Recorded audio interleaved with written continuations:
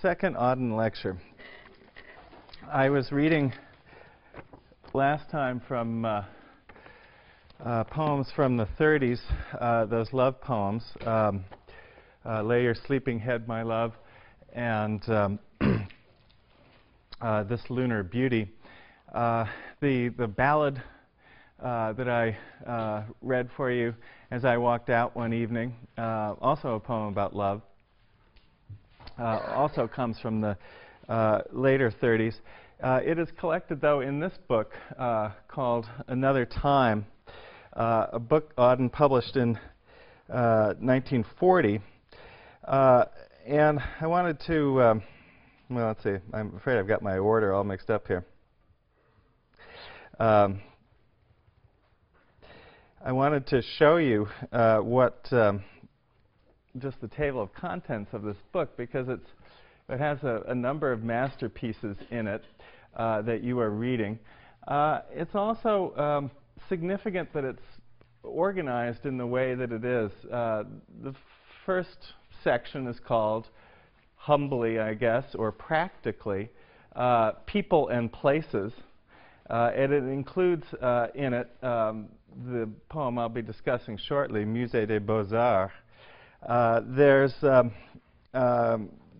another couple of sections, a section called Lighter Poems.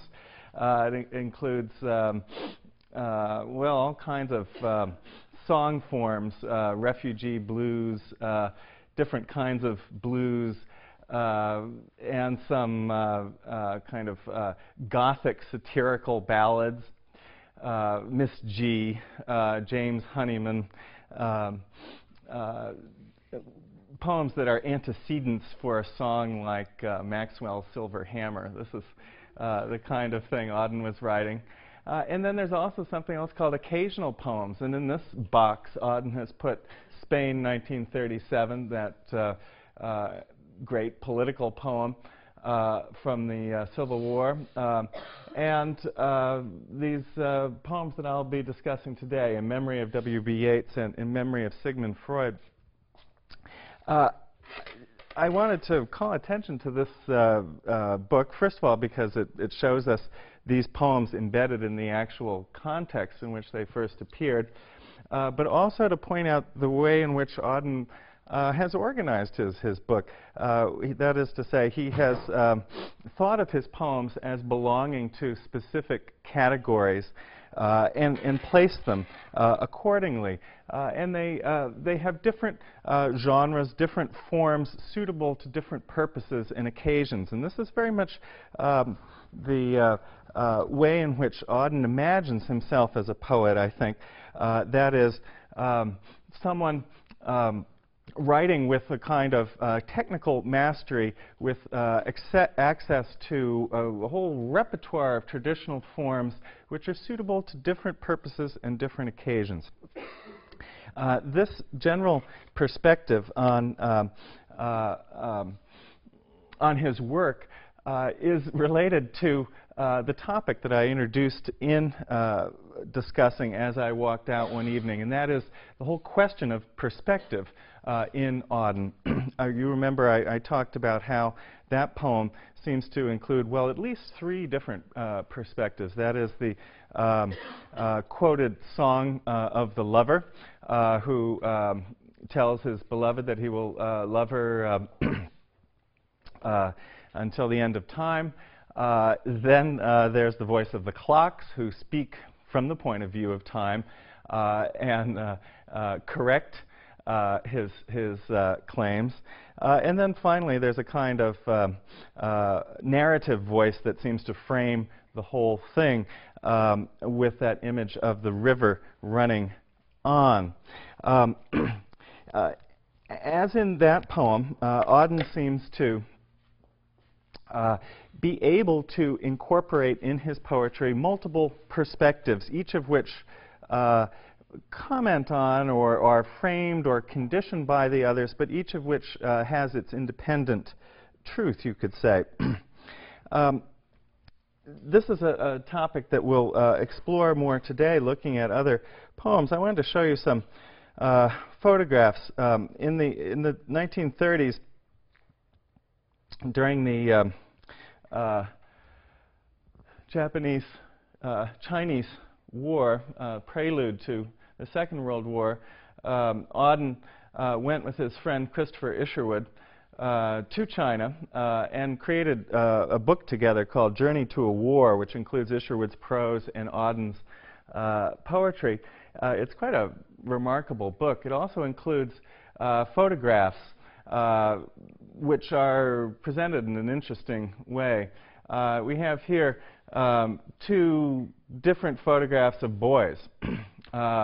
Boys who are classified here as soldiers and civilians.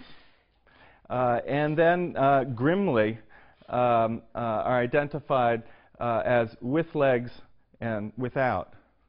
There's a kind of interest in these photographs and in their presentation of how, in the ways in which in war, who we are is a matter of perspective and point of view. The war gave Auden and Isherwood an opportunity to experience what it is like to be on the ground when planes are overhead bombing you. And here's one photograph of that condition. And here is another illustration of this general point I wanted to make. There are unidentified corpses under blankets there. There are then scattered human remains and debris. And the one photograph is identified as the innocent and the other as the guilty. Well, the great poem on this general theme in Auden's work is Musée des Beaux-Arts. It is a poem that Auden wrote after returning from China in December, I believe, 1938, contemplating a return to the United States, where he had visited a short time before, contemplating, in fact, expatriation. Also contemplating an imminent war, a world war that would extend the horror that he had witnessed in China to all of Europe and beyond. Suffering, in other words, was on his mind, and it's the subject, or rather art's relation to suffering is the subject of this poem. The poem has as its occasion a visit to the Musée des Beaux-Arts in Brussels, where Auden saw, among other works, this painting, The Fall of Icarus, that is painted by Peter Bruegel. This and other Bruegels are referred to in the course of the poem, which proceeds almost as a kind of imaginary gallery tour or walk, in which Auden, as our companion, takes us to different works and contemplates their commentary on the general issue that he is raising here. What is art's relation to suffering? About suffering, they were never wrong, the old masters. How well they understood its human position. He's concerned with how you position suffering in human life. And he's taking Bruegel as a model. How it takes place while someone else is eating or opening a window or just walking dully along, as this line of poetry itself seems to. How, when the aged are reverently, passionately waiting for the miraculous birth. Now he's contemplating a nativity scene. There must always be children who did not specially want it to happen. skating on a pond at the edge of the wood. They never forgot, the old masters, that even the dreadful martyrdom, and now he's looking at Bruegel's painting, The Massacre of the Innocents, that even the dreadful martyrdom must run its course anyhow in a corner, some untidy spot where the dogs go on with their doggy life, and the torturer's horse, no more innocent or guilty than those boys, I suppose, scratches its innocent behind on a tree. The old masters know the human position of suffering, its position in human life.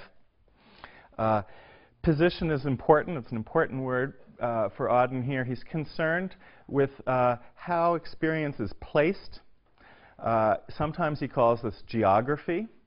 It is a topos, motif, an idea in his poetry that Elizabeth Bishop will take over quite directly from him and develop and make central to her poetry.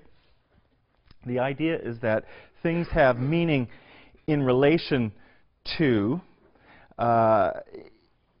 in their connection with, but also their separation from each other. Suffering is part, but only a part, not the center of human life. A repertoire of actions and conditions and states of being that is much larger. In Bruegel, in his Massacre of the Innocents, I won't try to find it now among my slides for you, Auden focuses on the torturer's horse, the animal that is part of the scene, and that, motivated by an itch, scratches its behind while the dreadful martyrdom runs its course. In this poem, as in other Auden poems, note the prose rhythms. The poem does seem to, at times, walk dully along. Auden, like Moore, is writing in an expository manner, an essayistic manner. This is part of the tone of the poem. Auden is getting into his poetry a kind of neoclassical 18th century aesthetic, an ability to talk about ideas in poetry in again, a discursive expository manner that includes humor. And that, as a matter of fact, is observant. Pain, like the tears that I talked about last time that had dried on Auden's pages, pain is part of the picture, but it is just a part. It's, in a sense, been put aside. All of this is a function of what I'm calling Auden's perspectivism. Any scene borders on other scenes where other people are positioned looking at the same thing differently or not looking at it at all. And this is one of the themes of the second section of the poem, where Auden specifically describes this painting. He says, in Bruegel's Icarus, for instance, and you know, this is a poetry in which the poet says, for instance, just as Moore might have said, however, how everything turns away quite leisurely from the disaster. And he's talking about the shepherd who's looking up to the sky. He's talking about the plowman who has his back turned to the fall. And where is it? It's hard probably for you to see, but it's hard to find in any case, because this dramatic event that is the center of Bruegel's pictures, in fact, these bare legs disappearing into the sea as the overreaching son of Daedalus plunges into the water, not at all in the center of the picture. How everything turns away, Auden observes, quite leisurely from the disaster. The plowman may have heard the splash, the forsaken cry, but for him it was not an important failure. He's not concerned with flying to or beyond the sun. For him, the sun merely shines. It helps him cultivate the land. The sun shone of necessity, as it had to, on the white legs disappearing into the green water. The white legs disappearing into the green water. And the expensive, delicate ship that must have seen something amazing, a boy falling out of the sky, had somewhere to get to and sailed calmly on. Well, here, Auden wasn't thinking about Hart Crane, but he might have been. It's almost as if this figure has leaped off the back of the boat, as Crane did. He is, however, thinking, I suppose, about Romanticism in general and its ambitions. Here the sun shines as it had to. What it illuminates are white legs. There's a kind of objectivity in that. There's a kind of naturalism. It shines on green water. It's as if, from a certain perspective, from the perspective of aesthetic form, these elements of the picture are merely elements of a picture, colors, which have meaning as they are placed in a system of relationships, in a system of perspectives. Well, there's a great deal more to be said about this painting. I think one idea that is worth emphasizing is the way in which the plowman in Auden's account, as in Bruegel's painting, has prominence, has a greater prominence than the heroic romantic figure plunging into the sea. The plowman is going about his ordinary daily work, and as he turns these furrows, we are reminded, as Auden surely was reminded, of the ancient classical connection between verse, meaning the turning of, in Latin, from one line to another, and the shaping action of the plow that creates these furrows in the earth, committing the poet, as he identifies with the plowman, to a kind of poetry of craft and of the earth that involves, in a sense, turning away from disaster. Well, this poem was written in Europe. It is a poem that Auden, let me find this picture here, with which Auden, in a sense, turns his back on Europe and, for the moment at least, the imminent world war.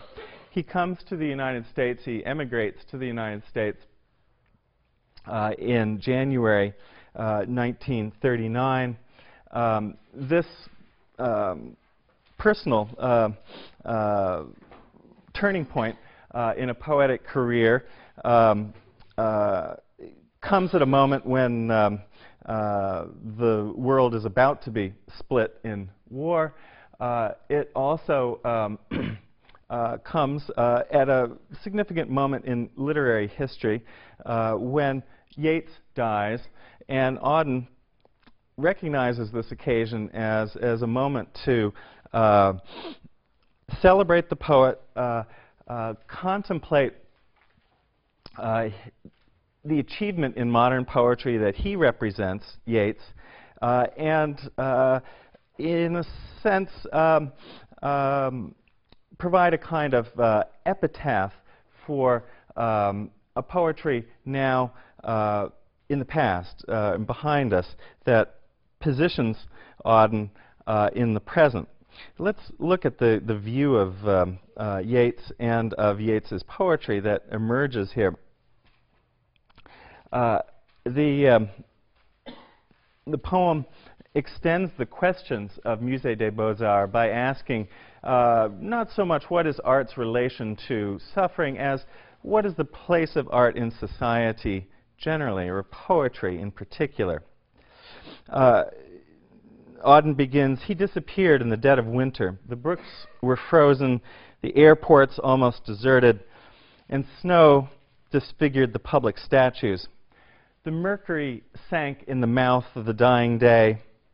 Oh, all the instruments agree, the day of his death was a dark, cold day." There's a sense, as Auden elaborates these ideas, that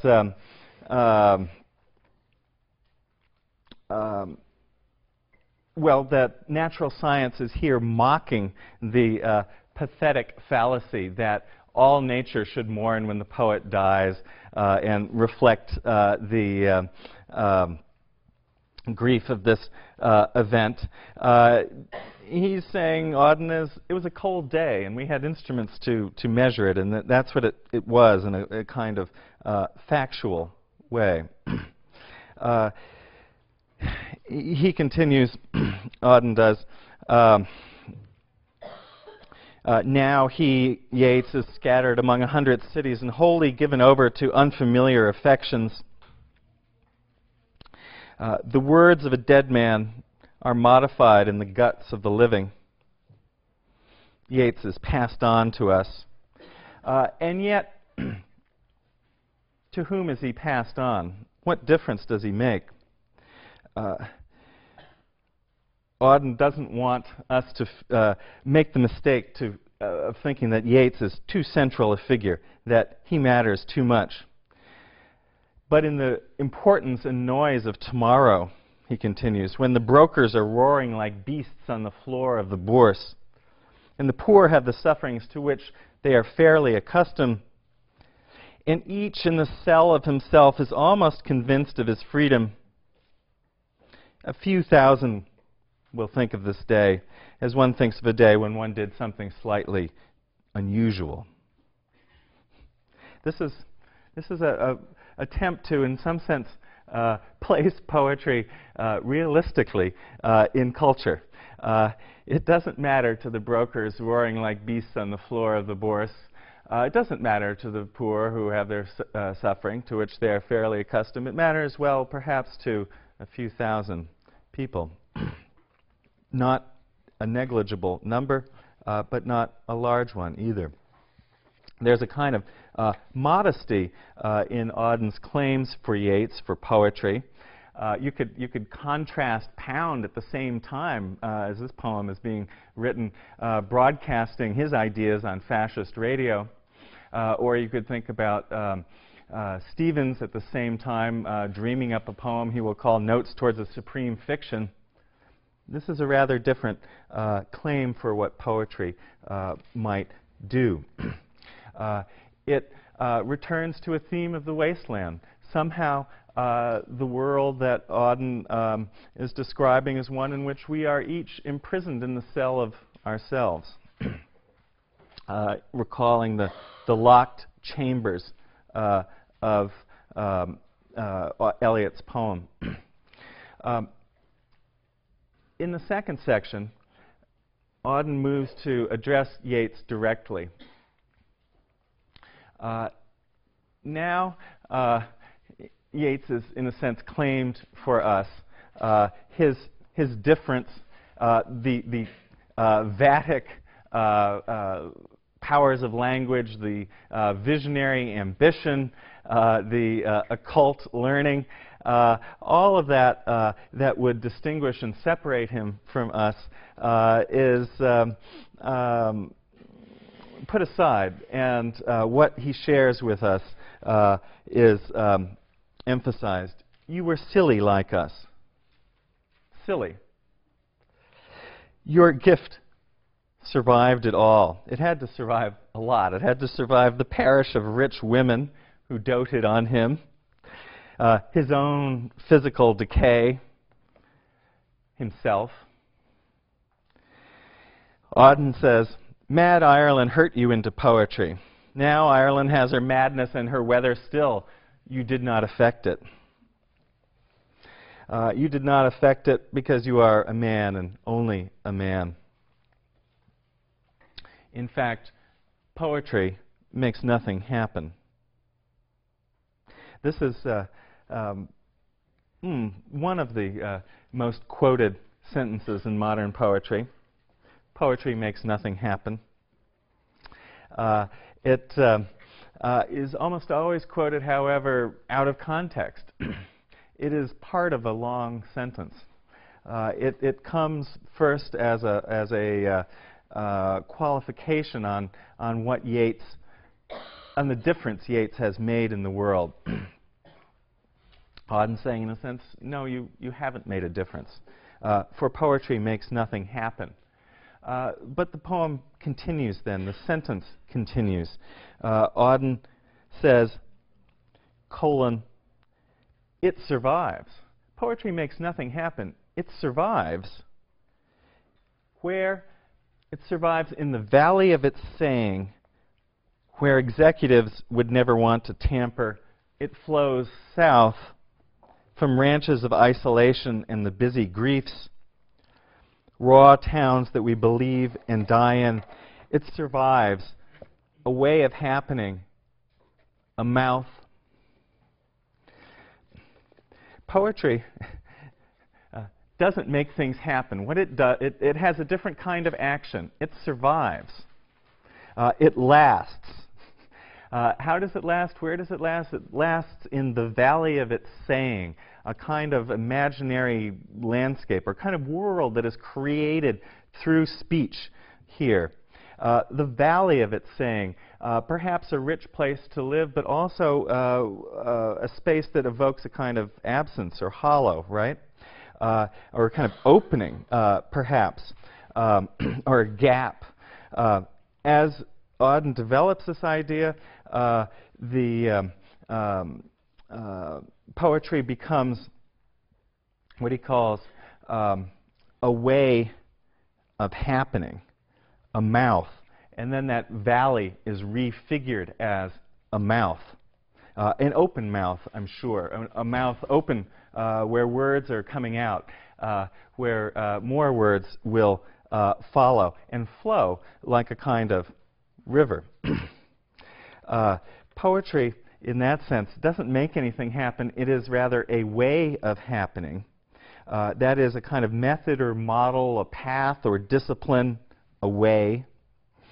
Not a deed, but something more like the symbol of a deed, or the figure of a kind of potential action, a nothing that is somehow something, too. Again, I think an image implying an open mouth, that is the mouth of a river, the mouth of a poet, through which language flows.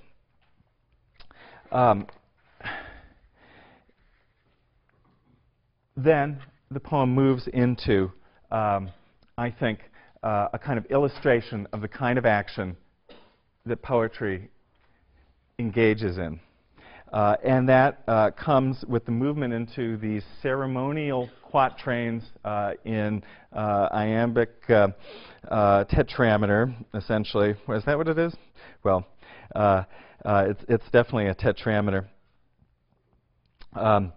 The rhyme enters. The prose rhythms of the poem up to now give way to a kind of ceremonial lyric language.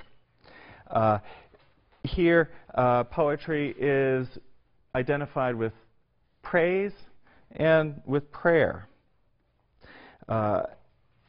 The poem gives us a kind of performative language of human ceremony that honors Yeats, that lays him to rest, and yet also absorbs and affirms the power of poetry that was in him.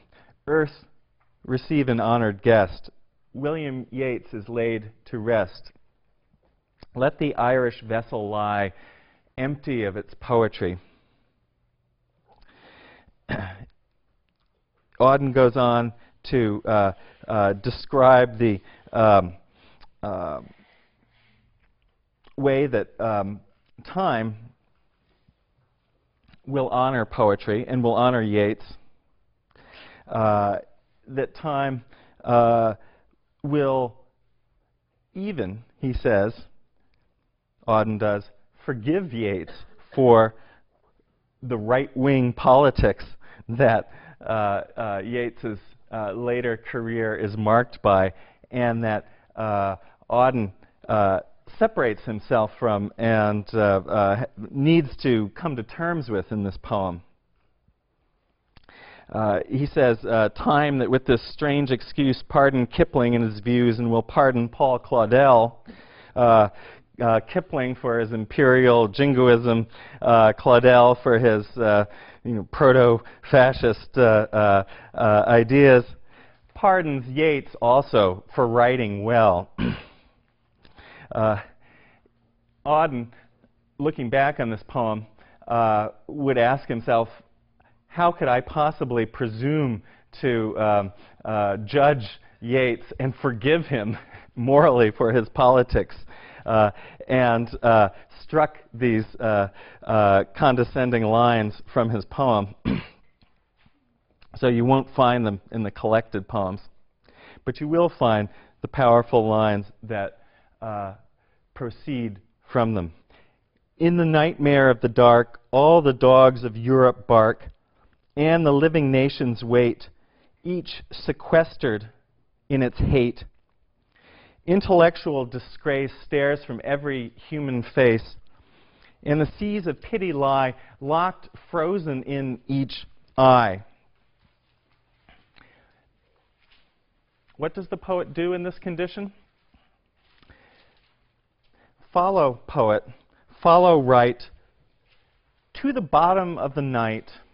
The poet descends and descends into night. A night that is this nightmare in which Europe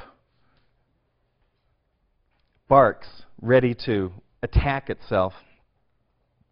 With your unconstraining voice, still persuade us to rejoice. With the farming of a verse, and remember the plowman now as a figure for the poet, make a vineyard of the curse. Sing of human unsuccess in a rapture of distress.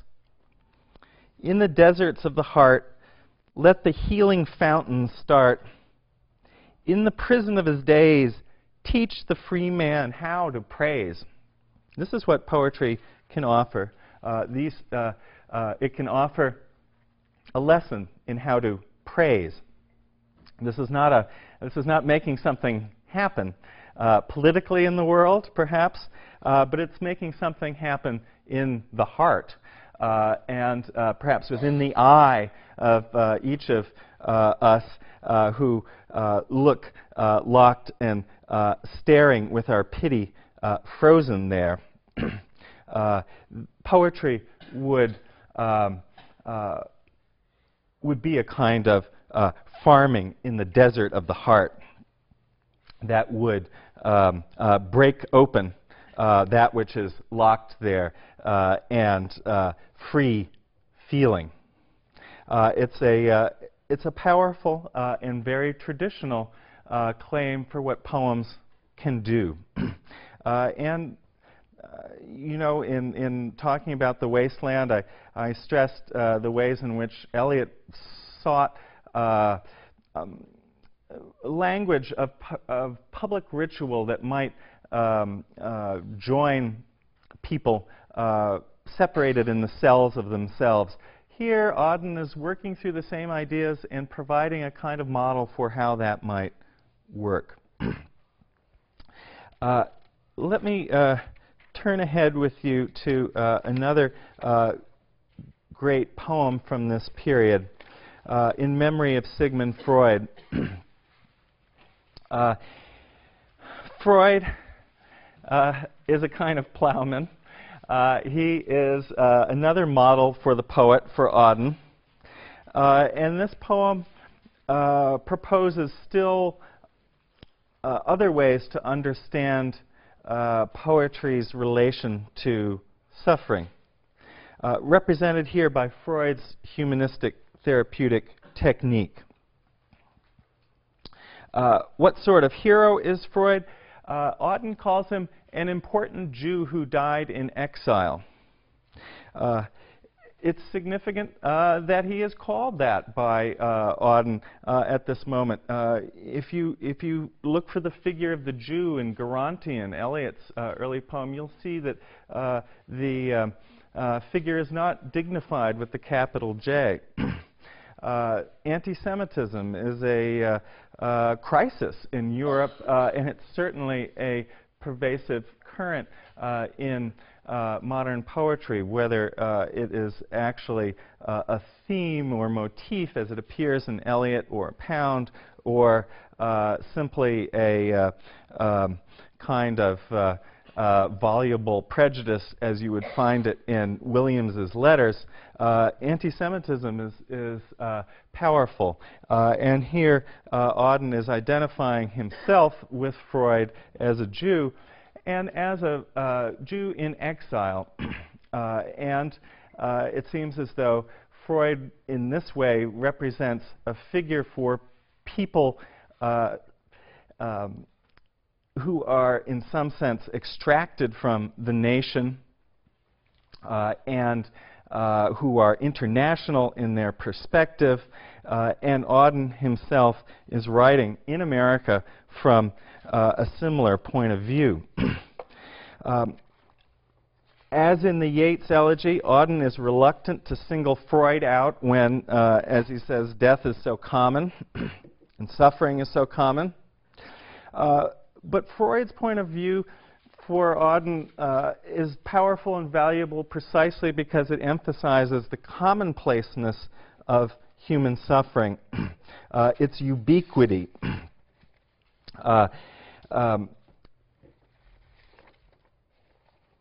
He's praised, Freud is, as the poem unfolds, specifically for the ways in which he responds to suffering. How does he do it? Well, around line 28 or so on page 804, Auden says, all that he did was to remember, like the old, and be honest, like children. He wasn't clever at all. He was silly like us. He merely told the unhappy present to recite the past like a poetry lesson, till sooner or later it faltered at the line where long ago the accusations had begun, and suddenly knew by whom it had been judged, how rich life had been, and how silly, there's that word again, and was life forgiven and more humble. No wonder the ancient cultures of conceit, in his technique of unsettlement, that's what Auden calls Freud's therapeutic technique, the talking cure. It's a technique of unsettlement. The ancient cultures of conceit see in it the fall of princes, the collapse of their lucrative patterns of frustration. If he had succeeded, Freud, why, the generalized life would become impossible, the monolith of state be broken and prevented the cooperation of avengers. Of course, they called on God, Freud's detractors, but he went his way. Like the poet who follows right to the bottom of the night, down among the lost people like Dante, down to the stinking fosse where the injured lead the ugly life of the rejected, and showed us what evil is. Not as we thought, deeds that must be punished, but our lack of faith, our dishonest mood of denial, the concupiscence of the oppressor. Auden emphasizes Freud's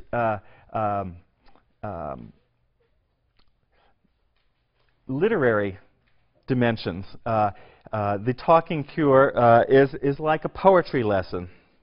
It puts faith in speech, in the powers of true speech, to correct and reshape and heal human life.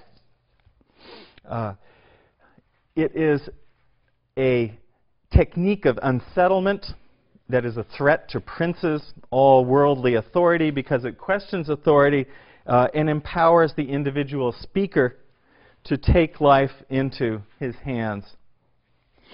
Like Dante or like Pound's Ulysses in Canto 1, like the poet in the end of the Yeats elegy, Freud, in Auden's poem, goes down among the lost people, goes into the stinking fosse, which is a powerful word. It's a word that appears in Canto 1, where Ulysses, Pound's Ulysses goes to seek Tiresias. Fosse, it's an Anglo-Saxon word. It reaches back in that sense in cultural history to suggest, that our present mystery, our present misery is one continuous with that of the past. And yet, history is something here that can be intervened in an individual way through the kind of true speech that Auden celebrates in Freud and that he aspires to in poetry. As the elegy builds towards its conclusion, on page 806, again the night appears. Freud would have us remember most of all to be enthusiastic over the night and its lost people, ourselves, not only for the sense of wonder that it alone has to offer, night, the unconscious, but also because it needs our love. For with sad eyes its delectable creatures look up and beg us dumbly to ask them to follow. That is, all the properties here of the unconscious that are identified at the same time with all those who are lost in society and need to be represented and claimed. They are, like Freud, exiles who long for the future that lies in our power. Again, a power of speech. They too would rejoice if allowed to serve enlightenment like him, like Freud, even to bear our cry of Judas as he did, and all must bear who serve it. Freud here is an exile, and he brings insight, but he also brings love. Auden is imagining a kind of general state of homelessness, which Freud's technique of unsettlement isn't meant to redress, but rather to recognize and accept and help us adjust to and live in. Auden's own technique here his verse form is a simple syllable count. 11 syllables, 9 syllables, 10. The normative 10-syllable line comes last and fourth and gives a kind of resolution to each quatrain.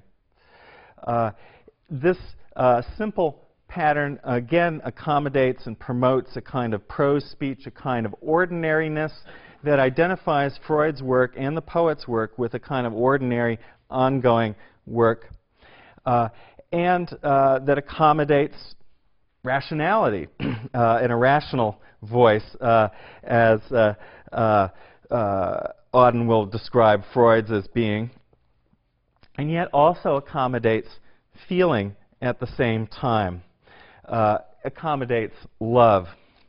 One rational voice is dumb, Freud's. He's silent. And over a grave, his grave, the household of impulse mourns one dearly loved, because he understood how to love our impulses. Sad is Eros, builder of cities, and weeping anarchic Aphrodite. It's eventually a powerful, moving conclusion. Eros and Aphrodite have lost their champion. I'm going to conclude by commenting very quickly, since we're almost out of time, on one last poem, arguably Auden's greatest, In Praise of Limestone, a poem written from the perspective of the post-war in the United States, but about a kind of imaginary landscape that combines elements of his childhood landscape in northern England and the Italian landscape where he returned in the post-war period and became increasingly attached to. It is a kind of allegorical space, and it represents a kind of home, I suppose, for the homeless, for we, the inconstant ones, as he describes us. It is, this limestone landscape, something to be praised, and it is a poem of praise. It is an image of the world without another transcendental world beyond or behind it. To be in the world, as described in this poem, is to be in an entirely earthly realm. And again, you might think of the plowman turning away from the overreacher who tried to fly to the sky and turns rather to the earth. It is a landscape like that of Stevens in Sunday Morning. It is a landscape that Auden can only describe as a kind of imaginary place, as through counterfactual statements. It is porous, it's rich, it's fertile, it's moderate. It is not a place of extremes. And hermits and Caesars, they don't belong here. They go elsewhere. It's rather a place in which ordinary life and ordinary people might live. The very end of the poem is extremely powerful, because it looks towards a kind of redeemed human life, sees it in this landscape, and yet represents it in the conditional. Auden says, insofar as, this is on 808, insofar as we have to look forward to death as a fact, something he will never let us forget, no doubt we are right. But if sins can be forgiven, if bodies rise from the dead, and you note the conditional in both phrases, these modifications of matter into innocent athletes, the people that he peoples this landscape with, and gesticulating fountains made solely for pleasure, make a further point. The blessed will not care what angle they are regarded from, having nothing to hide. Dear, and now he speaks to a beloved. Dear, I know nothing of either. What that is, what it would mean to be blessed or to have nothing to hide. I know nothing of either of those things, but when I try to imagine a faultless love or the life to come, what I hear is the murmur of underground streams. What I see is a limestone landscape, a landscape that is Auden's version of an earthly paradise. Our only image of these ultimate promises. Auden manages somehow here to make us see and feel what the life to come might be like, what it might be like to be blessed, while still acknowledging that we can only live in and be in and speak in the world before us, which is the one that Auden remains throughout his poetry dedicated to. Well, we'll go on to a poet closely identified with Auden, Elizabeth Bishop, on Wednesday.